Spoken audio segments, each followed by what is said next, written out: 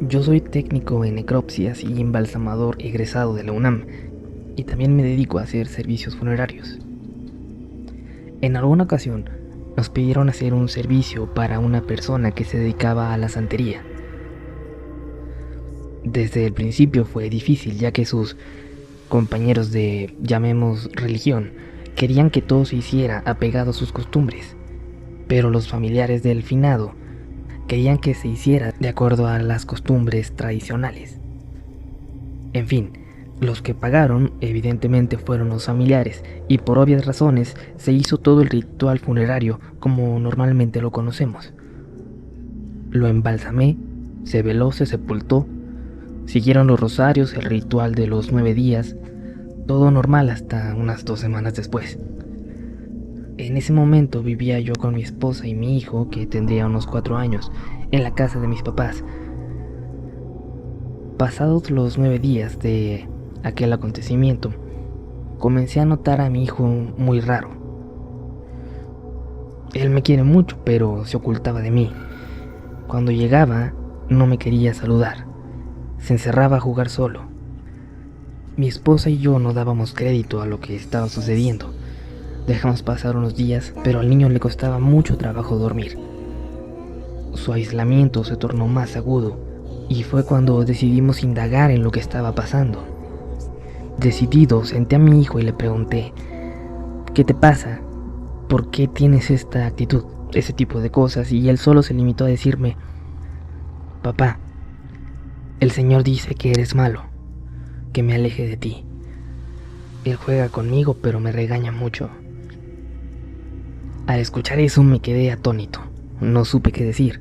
Solo le pregunté: ¿cómo es ese señor? Y mi hijo me describió tal cual al hombre al que días antes había embalsamado. Sentí que me paralizaba, pero tuve que reaccionar rápidamente y le dije que no hiciera caso, que yo soy su padre y jamás nadie lo iba a amar como yo lo hacía. Pasaron los días y mi hijo seguía en las mismas.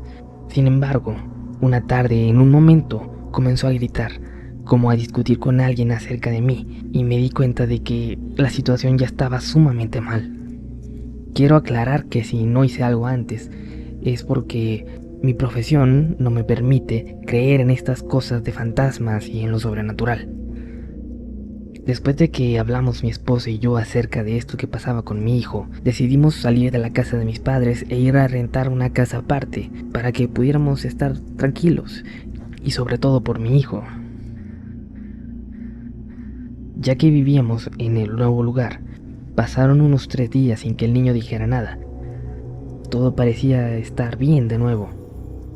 Pero luego de estos primeros días, todo se tornó más oscuro, peor de cómo habían terminado las cosas en la casa de mis padres. Ahora mi hijo también sufría de ataques físicos.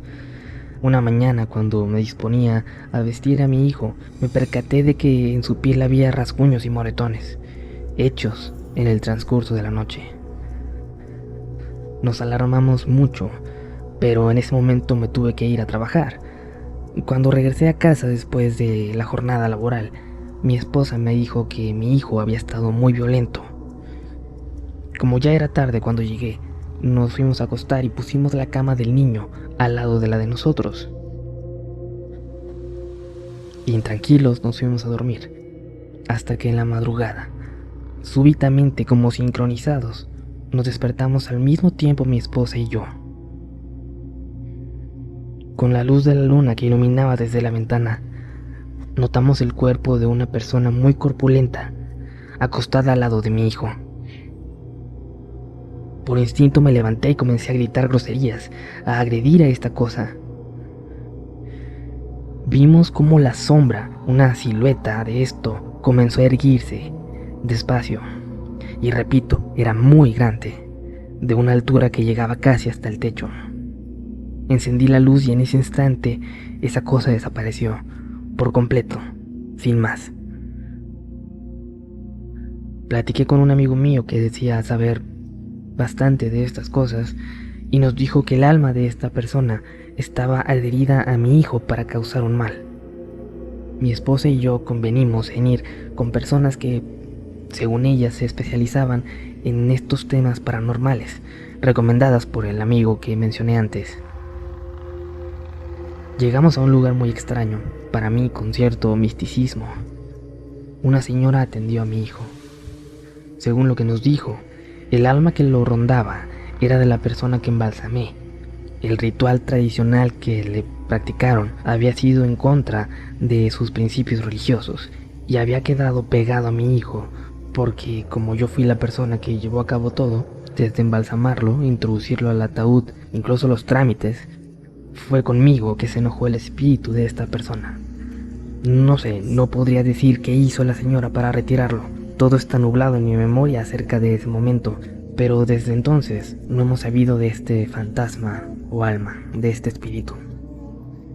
Gracias por su atención.